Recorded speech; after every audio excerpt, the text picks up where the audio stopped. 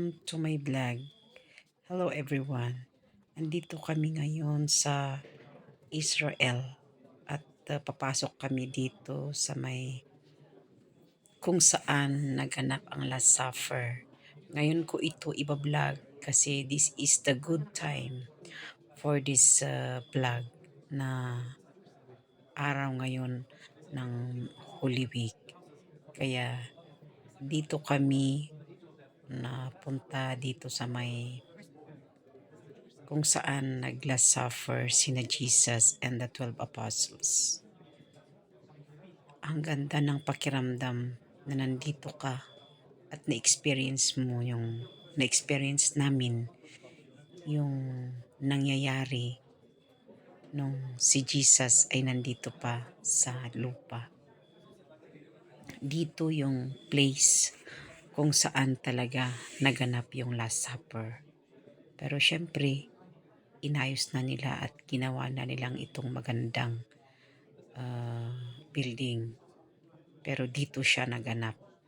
Dito mismo sa lugar na ito. Nangyari ang Last Supper. Kaya talagang iba yung pakiramdam na nandito ka at na-experience mo yung ginagawa ni Jesus noon. Nagpapasalamat kami sa Panginoong Hesukristo at nabigyan kami ng pagkakataon na nandito mismo at na-experience kung ano yung ginawa niya noon.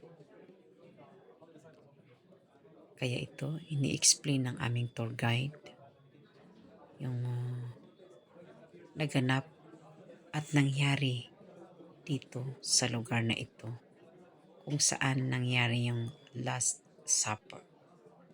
Yan. So makikita nyo dito, ang dami namin, iba-ibang tour guide ang nag-i-explain. Kaya we're very lucky at napunta kami dito.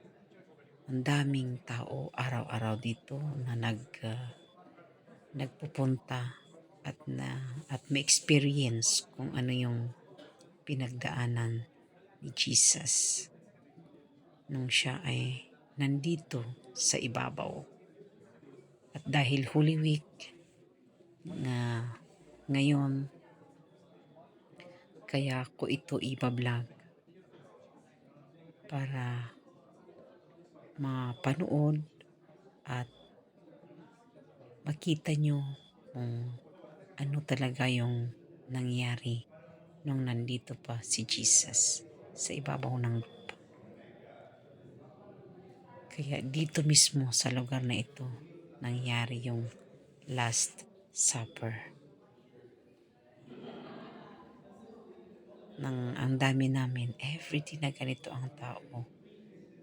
Ganito karami ang pumupunta dito because of faith. Kaya nandito sila. Nandito rin kami because of our faith. Dito naman, bababa kami sa kung saan na trial si Jesus at 3 times na dininay ni St. Peter. Kaya dyan kami bababa. Ito overlooking ng Jerusalem. Ito yung place kung saan trial si Jesus. Kaya baba kami muna dito. At doon ang entrance. Dito yung nakapark ang aming mga bus. Ito na kami sa may entrance. Dito na trial at dininay ni Peter si Jesus ng 3 beses. At dito rin siya naikulong. Kaya sa tuktok neto, sa tuktok ng church na ito, may roster sa taas. Ayan o. At mayroon din dyan sa may pintuan roster na sign. Kasi every time na titilaok yung manok, sabi nga ni Jesus, Yun yung time na dininay niya si Jesus. Dininay ni Peter si Jesus. Ayan na-explain ng aming tour guide. Kaya andyan siya. Kaya itong church na ito, tinawag siyang Church of St. Peter kasi nga dito naganap yung binabasa natin sa Biblia at ang nangyayari sa totoong buhay ni Jesus at saka ni Peter. Ito yung place talaga kung saan naikulong si Jesus. Kaya grabe nung pumasok kami dito. Syempre noon wala pa itong hagdan. May butas lang dito sa taas at tinalian si Jesus at doon sa butas siya binaba. Pero ngayon, nilagyan nila ng entrance para tayo ma-experience natin na makapasok din sa loob ng kuweba na ito kung saan dito nakulong si Jesus. Dito mismo, ayan o. Yan, dyan siya nakulong. Kaya syempre, magbabasa si Father, yung pare na kasama namin dito, ng Biblia. Nandito ang Biblia din sa loob. Kaya ito yung butas. Yan, yung butas noon. Doon siya binaba. Doon binaba si Jesus. Nakatali siya. Pinunta dito sa may butas na ito sa baba. Pero ngayon, nilagyan nilang step para makababa yung mga bibisita. Alam mo yung nandito kami talagang iba yung pakiramdam. Iba talaga. Tumayo lahat yung mga balahibo ko dito nung nandito kami. Talagang ramdam mo yung hirap niya na nandito sa loob ng tunnel na ito. Grabe, grabe. Kaya we're very thankful and alam namin na talagang grabe yung pinagdaanan ni Jesus nung pumunta kami dito. This is a very great experience for us, especially for us a couple. At yung paniniwala namin is talagang grabe yung faith namin. Kung baga nasa level 80 ka, nasa level 100 ka na ngayon nung pumunta kami dito. Kasi talagang makikita mo kung ano yung nangyari noon at kung ano yung nababasa mo ay nasa Biblia, nandito lahat. Ito naman na part, dito naman ginanap yung pinagpako kay Jesus sa cross. Kaya kami, mag-Via Dolorosa rin kami, Station of the Cross. Dito po yun nangyari. Kaya may experience namin kung ano yung experience ni Jesus noon.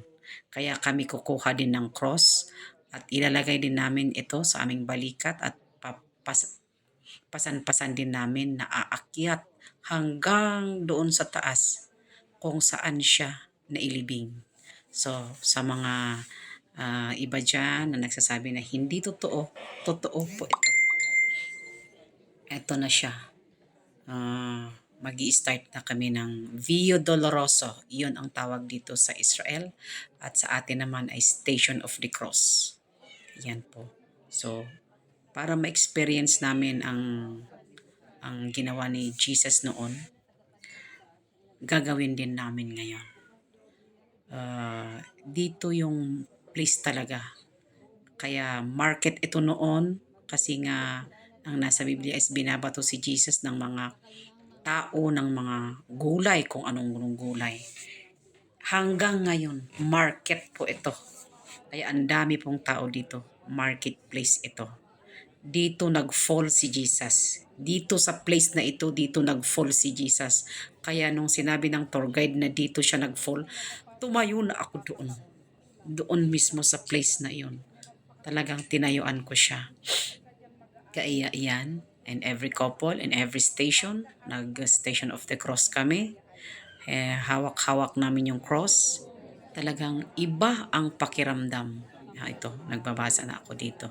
Iba ang pakiramdam talaga nung nandito kami na Via Doloroso.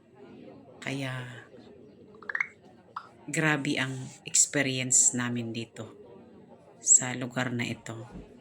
Ramdam mo talaga kung ano yung nangyari sa kanya during nung siya ay napasan-pasan ang kanyang cross, na siya naman ang liligtas sa ating mga kasalanan. Kaya talagang napapaiyak ka dito talaga, mapapaiyak ka. Kaya kami na nandito, tumutulo talaga yung luha namin. Grabe. Kaya thank you Lord. At naranasan din namin kung ano yung naranasan mo. Ang daming tao dito nakatingin sa'yo. At pasan namin yung cross. Ganon din yung ginawa mo noon nung ikaw ay nandito na pinarusahan para sa aming mga kasalanan. Kaya thank you.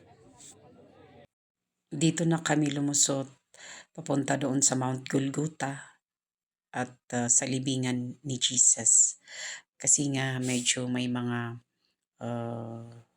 hindi pagkakaunawaan ng mga Palestine at saka Israelites dito.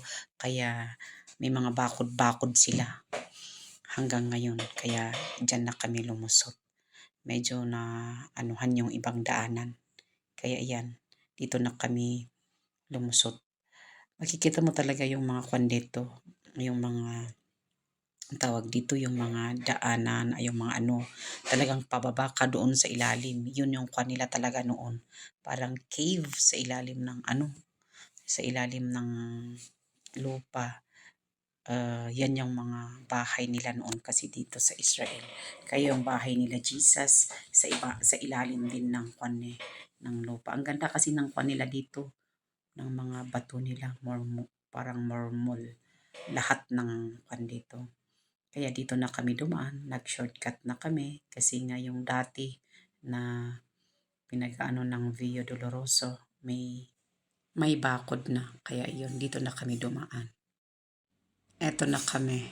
Nandito na kami sa tomb ni Jesus. Oh my gosh, grabe. Dito mismo yung tomb ni Jesus. Pero syempre, noon bundok ito. Ngayon, ginawa na nilang building na malaki. Simbahan po ito. Simbahan. Kaya yan. Dito sa gitna niya, ito yung tomb ni Jesus. Sa gilid naman niya, iyon, papakita ko mamaya yung Mount Golgotha. Doon siya na lagutan ng hininga. Tapos, dito naman na siya inilibing. Andito pa rin yung ano ni Jesus, yung mga bato, tsaka papasok yung round na pinagsarado nila nandito sa loob niya. Kaya kailangan 4 each ang papasok lang sa loob, hindi pwedeng marami. Bawal ang kamera na sa loob, kaya dito lang kami sa labas nakapag-video at nakapag-picture. Ito naman yung Mount Golgotha, tabi lang niya. Mount Golgotha ito noon. Ngayon, syempre, ginawa na lang ganito. Dito nalagutan si Jesus. Kaya iyan, grabe, talagang nakakaiyak talaga pag nandito ka. Lalo na doon sa tomb ni Jesus, grabe ang iyak ko doon. Talagang mararamdaman mo talaga. Iba talaga, iba. Iba ang mararamdaman mo pag nandito ka. Grabe. Thank you Lord for this great experience. Kaya thank you dear Lord. So ito na nasa labas na kami kasi grabe ang pila. Ang daming tao. Grabe ang pila. Buti na lang siguro pang 4 or pang ganun ang pila namin, kaya at least nakalabas na kami. Nandito na kami sa labas.